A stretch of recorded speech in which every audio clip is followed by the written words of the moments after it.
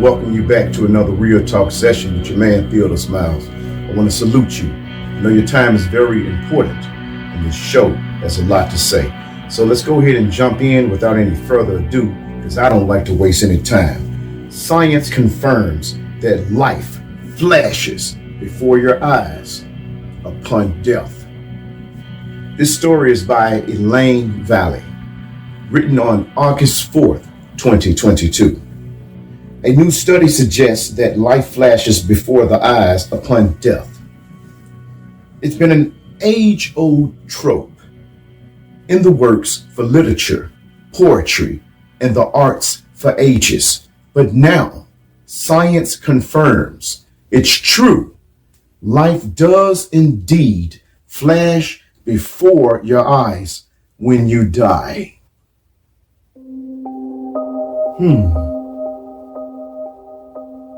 Is it light that flashed before my eyes? Or is it neurons firing away uncontrollably as I pass away, which gives some type of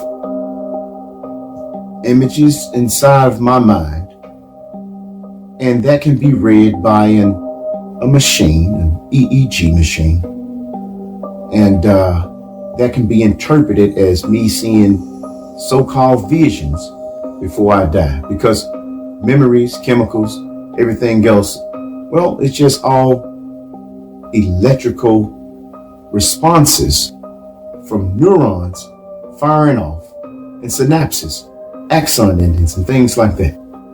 But anyways, without my conjecture, let's continue on with the article. I shall put on my shades because it is too bright. I am currently on my grind, and it is 2 a.m.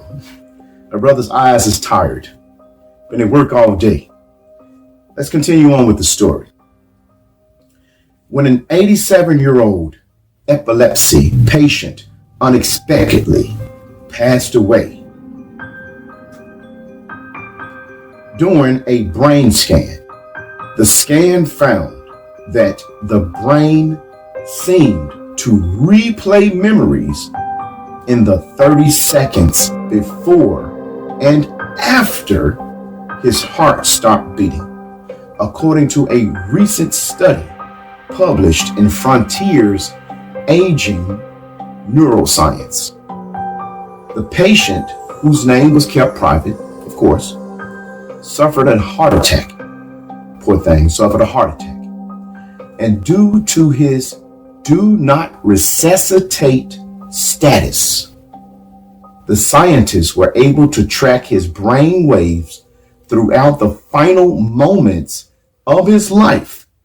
The scan was conducted by an international team of 13 neuroscientists, led by Roy Vincent of the University of Tartu in Estonia. The scientists were originally conducting electroencephalography, also known as EEG, scans on the patient to detect and treat seizures when he unexpectedly died. Poor soul, man. That's messed up.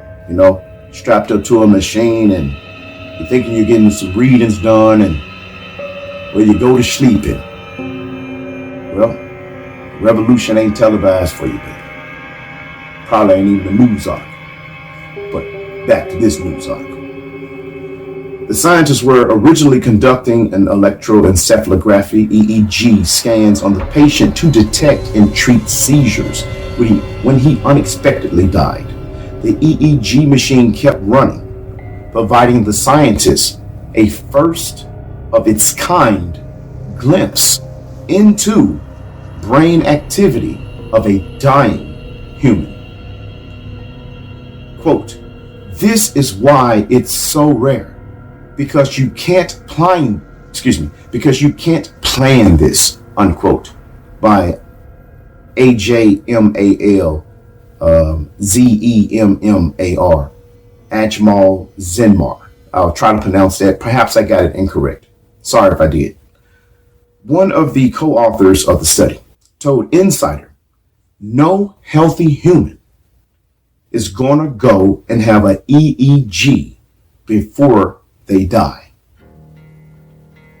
And in no sick patient are we going to know when they're going to die to record these signals, unquote.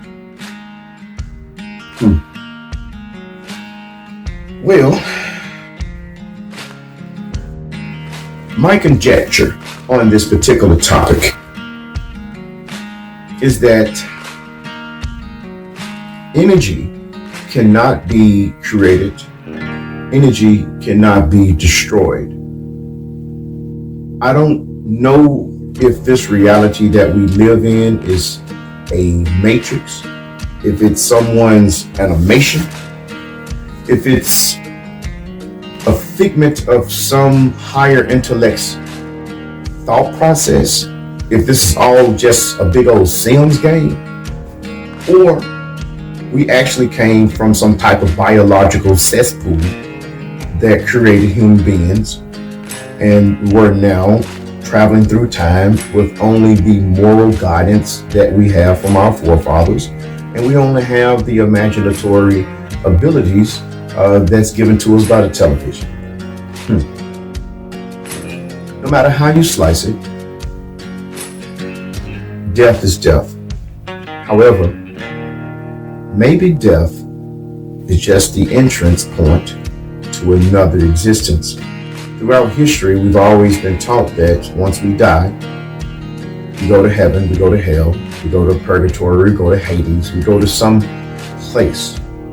And I've always wondered, the entire construct of us going somewhere else when we die, is that a tool that has been used by the people who have the power to make the regular man think that if he does not serve the purpose of his overlords, that he's ultimately going to burn in some fire and brimstone for the rest of his existence in eternity.